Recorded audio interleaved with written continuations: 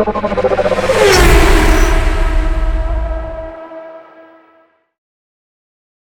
is the Tiguan R-Line and it is Volkswagen's flagship model in the country. Why is that important? Well, because this is an extremely popular product in global markets. Does that mean it can make it here as well?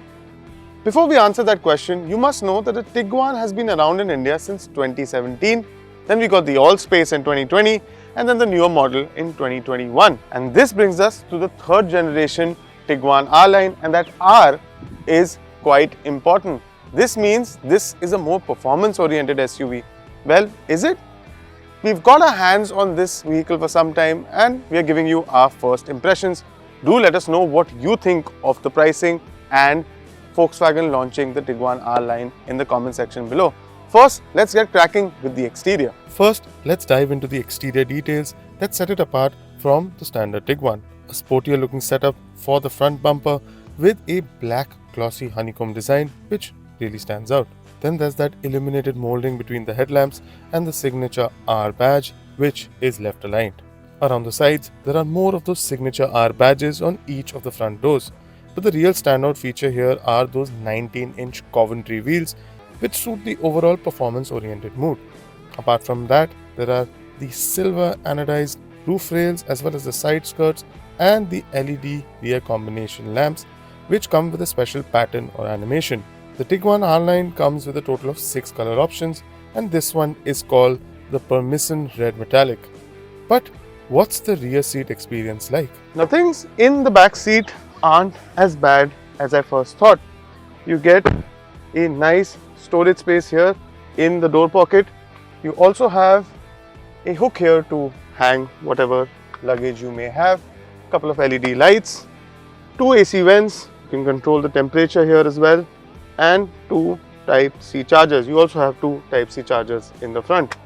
Now you also have a fairly spacious armrest which stretches out for a couple of cup holders. Now the recline on the seat is also not too bad, and although the under thigh support isn't that great, it isn't too bad either. So far so good.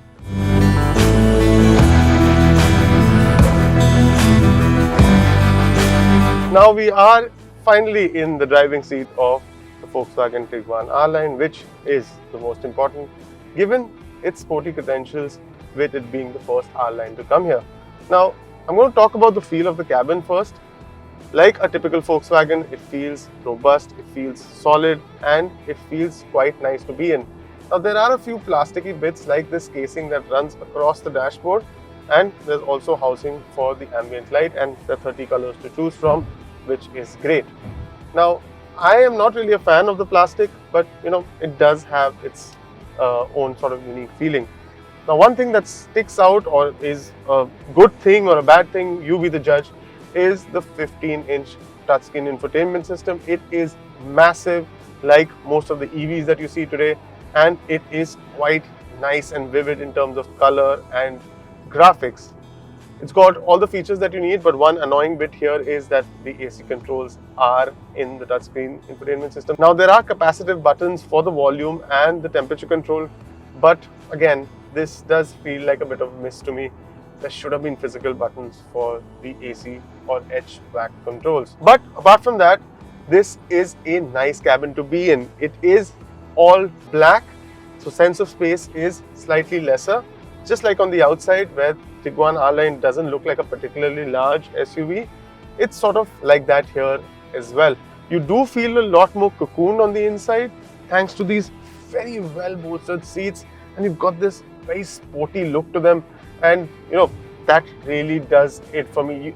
Getting into the cabin feels like an occasion in this car, which is quite nice.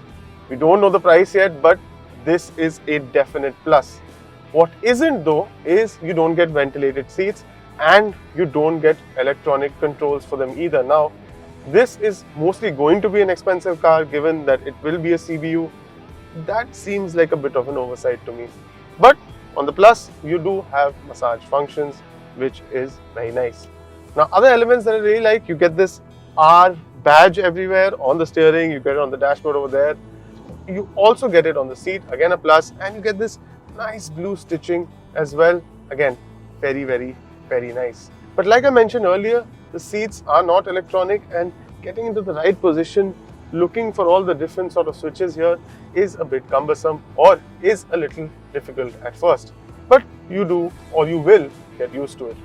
Now, in terms of storage space, VW has done well. There is ample storage in the door pockets here, and you get space to charge 2 phones wirelessly, and there's a slab or a pad that comes down right above them, so you can keep yet another phone there or some other knick-knack. You also get 2 cup holders just below the armrest, and the armrest is adjustable for height and it stays there, something that I've really loved about VW cars. Now, before we talk about ride quality, one thing that I would have appreciated would have been a slightly more sportier steering wheel. Yes, I know it's got that R badge, but something on the lines of an N-line, that would have been a really nice touch. But on to ride quality. Now, when we were getting out of Mumbai, the roads were a mixed bag. Some were good, some were bad. But on undulations, you can feel the underlying stiffness in this car. You feel a little less comfortable than you would in the standard Tiguan. But that is to be expected because this is the R-Line. Now, it isn't extremely jarring or something that you just cannot live with, but yes, you will feel it. However, when you are taking a corner at speed, I haven't taken a lot because we are driving in Convoy, like I mentioned earlier, there is a slight feeling of this car will track straight and true. You will put it in a corner, it will come out the other end with confidence, which is exactly how VW should handle. Now, last but not least, of course, is performance. Power is derived from a 2-liter 4-cylinder petrol engine that churns out around 200 bhp and 320 Nm of torque, comes mated to a 7-speed DSG, and there are driving modes to choose from. Now, these driving modes do make a difference to the overall character. The sport mode is the most hardcore one. There are individual sort of modes as well where you can customize everything you want, and the best thing about it is that you can access it through this sort of toggle switch here, this rotary knob, which doubles up as the volume button and as the drive mode selector, which is quite nice. Now, you also got an off-road and snow version because this car does come with aforementioned, which is Volkswagen's electronic 4-wheel drive system.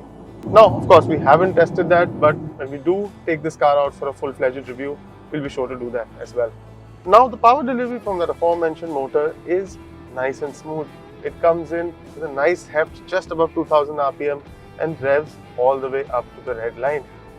Now, this does feel like a tractable engine wherein when you want to drive sedately, it will remain calm, and when you are in a mood to be a bit of a hooligan, it will give you that as well. Could it have had a more powerful engine? Maybe it could. This isn't the full-fledged R, but the R-Line. So, not bad at all. And also, don't forget, this is the same motor, if I'm not wrong, from the Audi cars, which to me, that gives you bragging rights. If you do own a VW, you can say, oh, it's got the Audi engine in it, and that just sounds very, very cool. Either way, the performance from the gearbox complements the engine really well. You have quick shifts thanks to the paddle shifters. One odd thing I did find is that the gear shifter is on the just behind the steering wheel, like an indicator or a wiper stalk, which is never really to my taste. I want the gearbox to be here or the gear selector to be here, old school, but I prefer it that way. Now, this will take getting used to because it isn't a simple flick up and down feature, but a twist to the back and front, which isn't something that us Indians are used to, but it just takes a minute or two to understand. Now, before we get to summing up the driving experience, there are a couple of things I want to talk about. The first is the 10.25-inch instrument console. It's quite nice, the UI is good, easy to read, but feels slightly small for my taste because it's got large bezels all around it. That just doesn't work in today's day and age. The second thing is fuel efficiency. We've done about 200 kilometers, some of it in the city of Mumbai and some of it on the highway to Surat, which is mostly crowded, and the fuel efficiency that the car is displaying is 10.3 kmpl. I'm sure this will improve if you are out driving on a highway at good average speeds.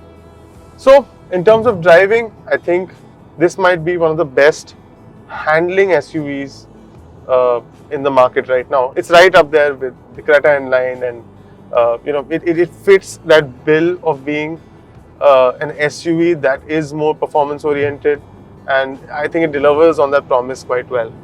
Now, braking performance from the 4 disc brakes, gets 9 airbags. It's a 5-star Euro NCAP rated car. Make no mistake, this is built like a tank. But there is a bit of hesitation when you're braking. It feels like the bite comes a little too late, so you end up sort of getting slightly paranoid when you're getting close to the car in front of you. But not bad at all. I think it would do quite well under hard braking. Now, another little point I wish VW had paid attention to was better exhaust note. I think it would have really helped with a car of this sort. And maybe twin pipes at the back, they just look lovely, and can't argue with twin pipes, or even a nice single chrome muffler one. What do you think? And how can I forget, this gets level 2 of ADAS and it has 21 specific features catering just to that. Again, we haven't been able to test it because we are driving in a convoy and have it switched off right now.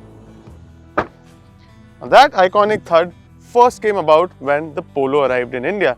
It meant reassurance, superior German build quality, and the fact that you could have a car that handles really well.